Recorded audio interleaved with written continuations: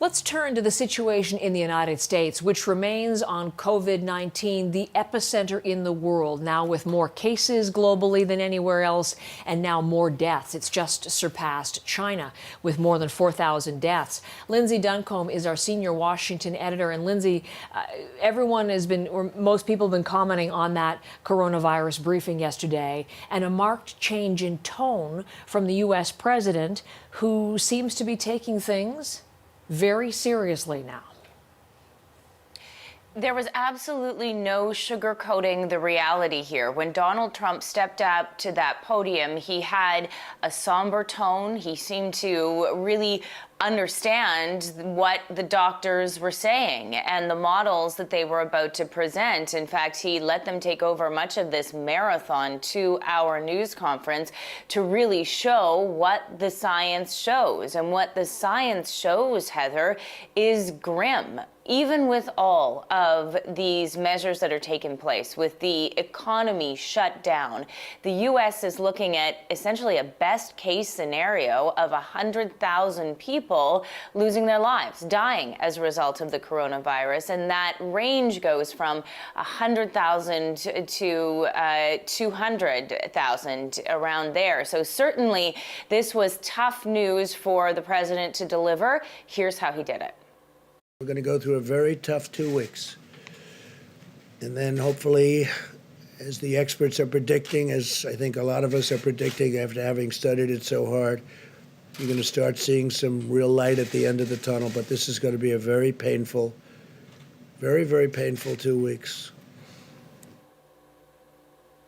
As you mentioned, this is a dramatic shift in tone, because it was just last week, Heather, that Donald Trump sat and told Fox News that he was still using comparisons with respect to the regular flu, and he was musing about opening up the economy by Easter.